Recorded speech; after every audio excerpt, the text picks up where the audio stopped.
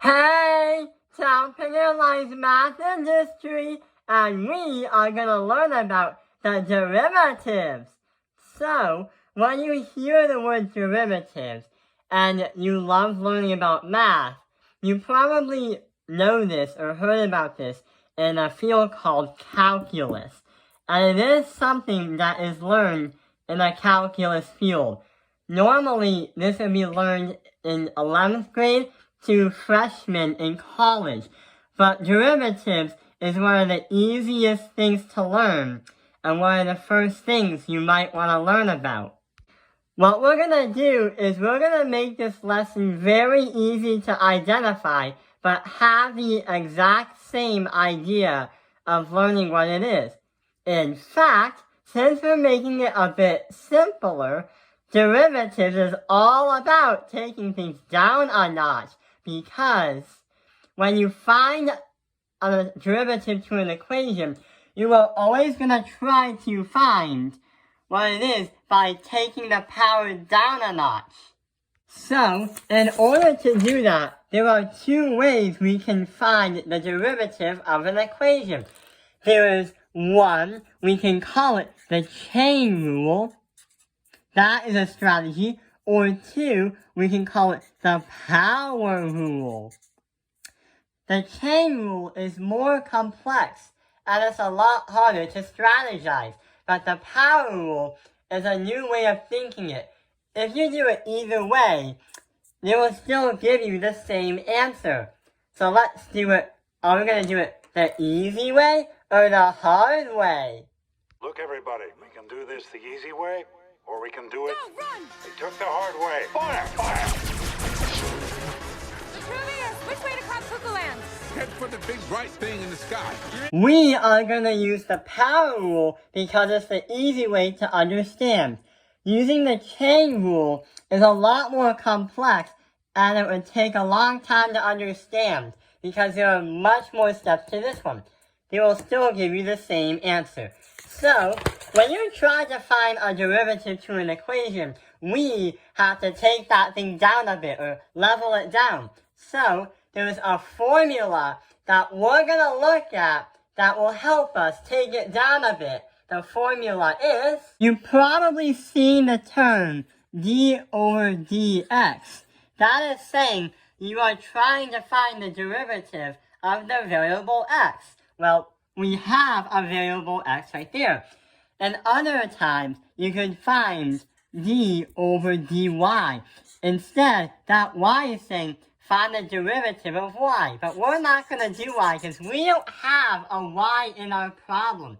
That is why we use the letter x. So when you try to find the derivative of the x variable, you are going to have a variable with an exponent. But to find the derivative, you have to move that exponent in front of the variable and decrease the level of that exponent by 1 once per turn.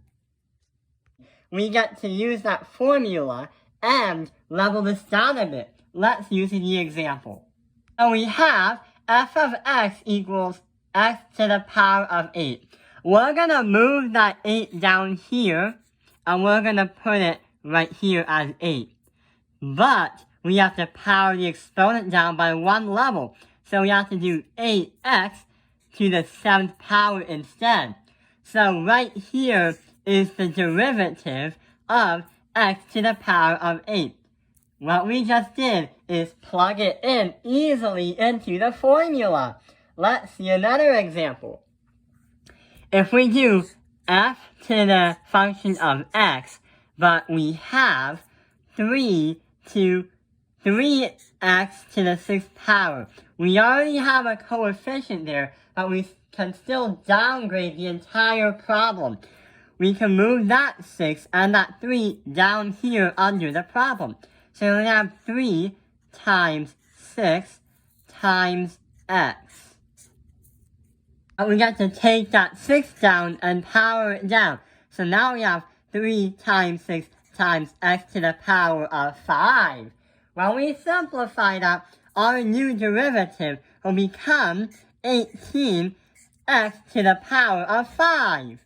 So, working on derivatives or finding it from a function is actually more simpler than you think.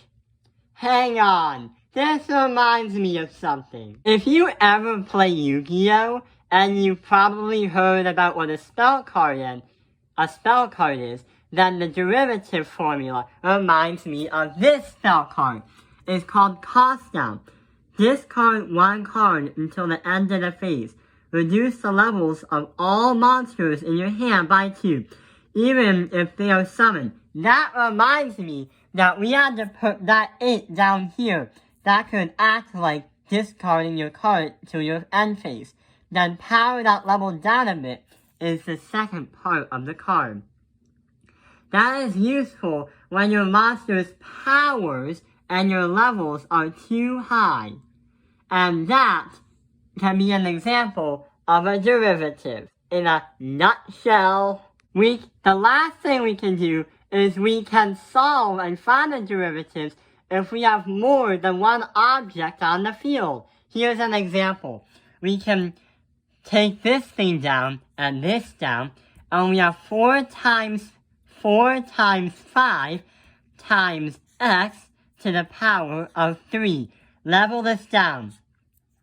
Then we can add that by 6 and 3 go down here.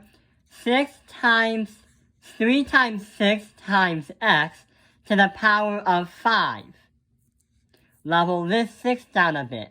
So now we get to simplify with 2 terms on the field. 4 times 5 is 20, x cubed.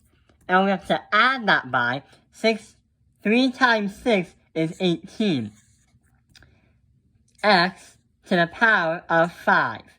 So when finding a derivative, you don't have to have just one object on the field. You can have 2 objects on the field. And that is how we can find the derivatives.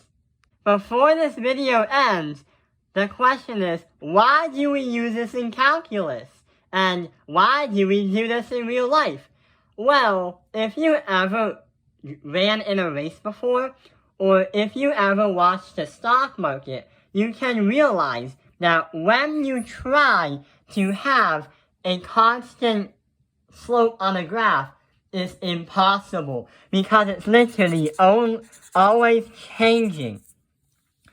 Derivatives measure if that change of rate or how the speed of that thingy changing in the stock market or the car's speed is going to go up or going to go down. So derivatives really help in the financial world. Here's an example.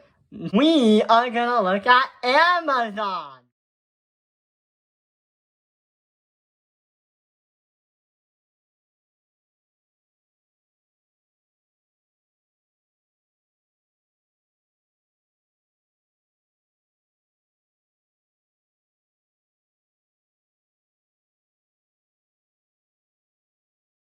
So remember, derivatives in the real world measure how fast something is constantly changing. And that concludes the video. Thank you for watching Top Penalized Math Industry. Like and subscribe.